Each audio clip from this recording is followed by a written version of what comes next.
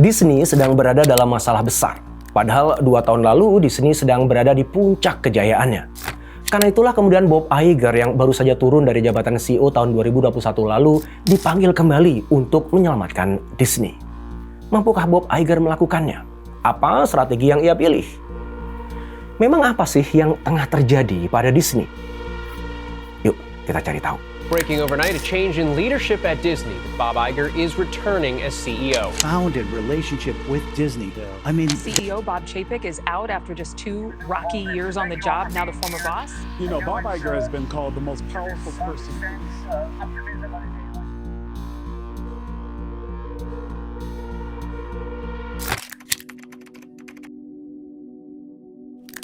Di tengah hiruk-pikuk New York City, Bob Iger tumbuh dengan mimpi besar untuk menjadi seorang pembawa berita ternama. Namun garis hidupnya tidak lurus bergerak ke sana. Tahun 1974, Iger memulai karirnya di American Broadcasting Company atau ABC sebagai pesuruh. Dan siapa sangka karirnya bergerak begitu cepat hingga di tahun 1994, Iger sudah menjadi Presiden dan Chief Operating Officer di ABC Corporate Parent.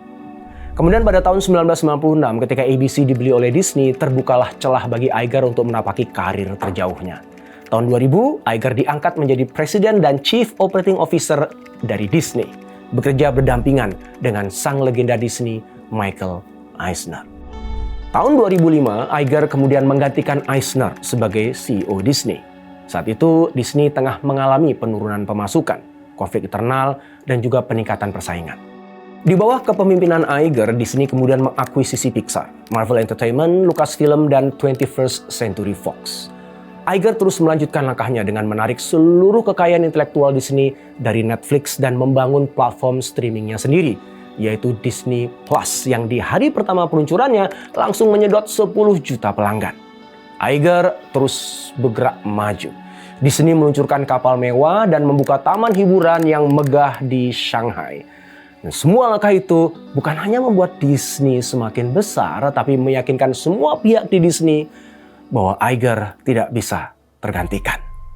Namun kemudian, di tahun 2020, Bob Iger memutuskan untuk turun. Bob Chapek kemudian menggantikannya sebagai CEO Disney. Suksesi itu terjadi ketika Disney berada di puncak suksesnya. Nilai pasar Disney telah meningkat hampir 7 kali lipat sejak Bob Iger pertama kali menjabat pada 2005. Kalau kita melihat angkanya, pada 2005 Disney bernilai sekitar 46,94 miliar dolar. Di 2020, nilai tersebut melonjak menjadi 328,02 miliar dolar US. Sebuah pencapaian fenomenal dalam kurun waktu 15 tahun. Suksesi kepemimpinan Disney terjadi di waktu yang kurang tepat. Sebab nggak lama kemudian pandemi melanda dunia. Seketika taman-taman hiburan dan teater Disney menjadi sunyi sepi. Meskipun demikian, Iger percaya sebagai maestro bisnis taman hiburan, mestinya Chapek akan mampu mengendalikan situasi. Bob Iger yakin Chapek kredibel dan terpercaya. Namun sayangnya keyakinan Bob Iger hanya asumsi belaka. Nyatanya Chapek sangat berbeda. Chapek adalah sosok yang begitu fokus pada profit. Chapek juga kurang berkarisma dan kurang dikenal di kalangan glitterati Hollywood. Kebijakan-kebijakannya membuat banyak pihak berkerut kening. Termasuk ketika dirinya bermasalah dengan Scarlett Johansson.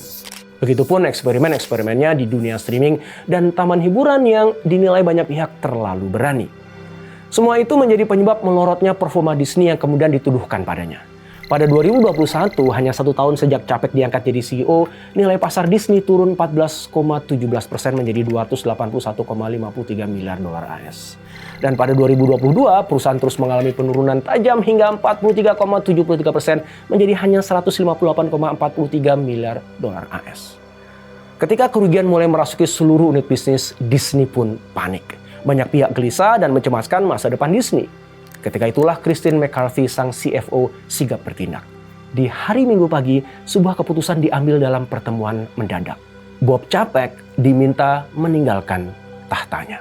CEO Bob Chapek is out after just 2 rocky years on the job, now the former Setelah boss. Chapek diberhentikan, suasana Disney tambah suram. Para eksekutif kalut dan bingung sampai mereka kemudian merindukan sosok Bob Iger untuk bisa kembali. Mereka yakin Bob Iger adalah satu-satunya kapten yang mampu menstabilkan kapal Disney yang sedang terombang-ambing. Tokoh legendaris Disney dan pendiri DreamWorks memuji Iger. Dia mengatakan dari sekian banyak manusia, hanya Iger lah yang punya kemampuan dan visi untuk memperbaiki keadaan ini. Gak lama kemudian, benar, Bob Iger kembali ke Disney. Breaking overnight, a change in leadership at Disney. Bob Iger is returning as CEO. Dia disambut bak pahlawan dan segenap harapan langsung digantungkan ke pundaknya. Bob Iger segera bergerak. Disney direstrukturisasi dengan membaginya menjadi 3 lini usaha, yaitu divisi entertainment, divisi taman dan pengalaman, serta ESPN. Dalam kaitannya itu, dia memperhatikan 7.000 karyawan untuk mengurangi biaya tahunan sebesar 5,5 miliar US dollar. Juga membubarkan divisi Metaverse dan menggabungkan engineer dari berbagai produk streaming. Dia mengembalikan kontrol perusahaan kepada para pengelola yang kreatif. Bob Iger melakukan tindakan-tindakan strategis lain, di antaranya merevisi jadwal rilis film dan mengundurkan produksi sejumlah film populer. Di bisnis streaming, Iger memangkas konten Disney Plus, tapi tarif berlangganannya digandakan. Itu langkah berani Iger untuk menstabilkan keuangan Disney, meskipun berisiko kehilangan pelanggan. Namun lambat laun, Bob Iger sadar bahwa gulungan ombak yang menerjang kapal Disney kali ini sangatlah besar. Kondisi Disney sudah jauh berbeda dari kondisi ketika dia pergi. Jauh lebih parah, lebih rumit dari perkiraannya. Disney Plus misalnya merugi lebih dari 2 miliar US dollar. Jumlah pelanggannya pun berkurang akibat kenaikan tarif. Investasi mahal yang ditanam di perusahaan BAMTech ternyata mengecewakan. Sedangkan rencana untuk mengambil alih sisa saham Hulu dari Comcast juga mengundang banyak kritik. Sementara itu pengunjung Disney World di Florida terus menurun. Seorang eksekutif Disney berkata, berita baiknya ayah telah kembali. Namun berita buruknya, rumah yang ditinggalkannya kini dalam keadaan terbakar. Di saat yang sama, divisi televisi juga terpuruk. Iger terkejut sekali mengetahui saluran-saluran terkenal seperti Disney Channel, ABC, FX, dan National Geographic kehilangan daya tarik. Penonton beralih ke streaming.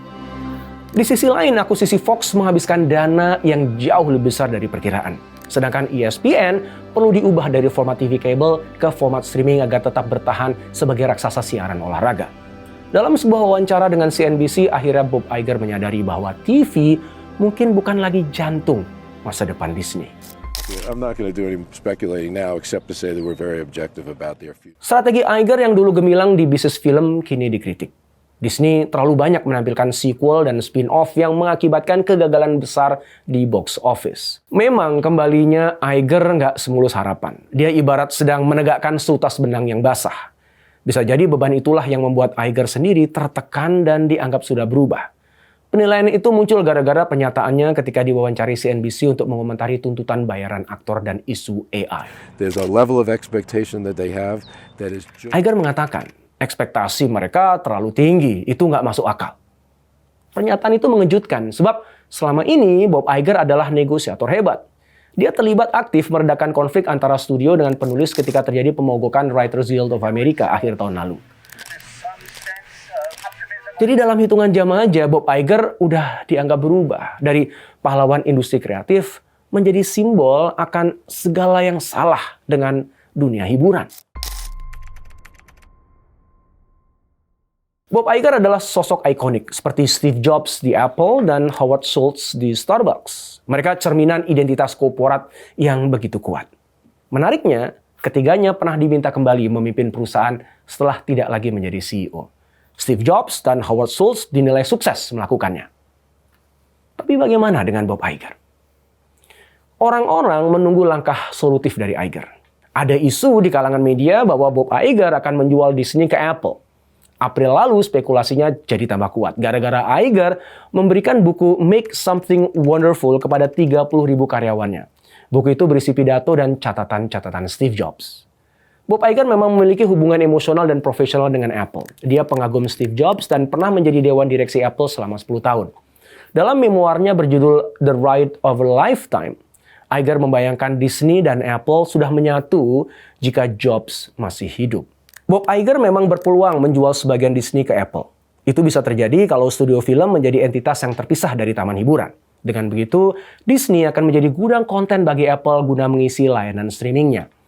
Juni lalu indikasinya semakin kuat bahwa kedua belah pihak akan bermitra lebih jauh. Waktu itu, Bob Iger memperkenalkan konten Disney pada headset realitas campuran atau mixed reality barunya Apple yang mewah itu ya, yang harganya $3.499. Tapi Agustus kemarin, Bob Iger meredam semua spekulasi. Dia menyatakan bahwa harus berhati-hati dengan merger karena regulasinya semakin sulit dan tidak pasti.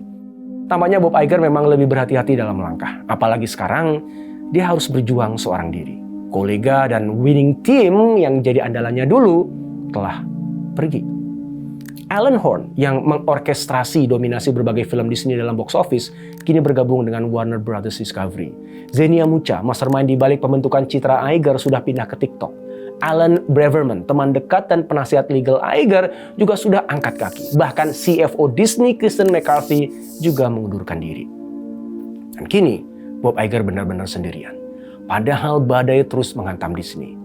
Terakhir September lalu, perselisihan Disney dengan Charter Communication Inc. berkecamuk. Akibatnya, beberapa saluran Disney menghilang. Dan saham Disney pun terjun bebas mencapai titik nadir. Di tengah pusaran masalah itu, Bob Iger harus beristirahat. Dia harus memulihkan diri pasca operasi pinggul. Dan ketika itulah beberapa sahabatnya bertanya, kenapa dia memilih kembali ke Disney? Kenapa dia tidak nikmati aja masa pensiunnya? Dengan tatapan mata lemah dan senyum getir, Iger menyahut, iya, kenapa aku memilih kembali? Meski terdengar ringan, namun kata-kata itu sejatinya adalah emosi terpendam atas beban besar yang kini dipikulnya. Siapa yang salah? Pikiran itu mungkin muncul di benak Anda. Apakah Bob Chapek yang merusak Disney? Atau pandemi yang mengubah segalanya? Atau Bob Iger yang emang udah nggak lagi relevan? Atau mungkin gabungan ketiganya? Bob Chapek pasti punya pengaruh atas merosotnya kinerja Disney. Gaya kepemimpinan dan keputusan-keputusan bisnisnya berkontribusi pada perhara yang saat ini terjadi dalam Disney. Bahkan menyebabkan banyak talenta-talenta terbaik Disney memilih untuk resign dan bekerja untuk pesaing.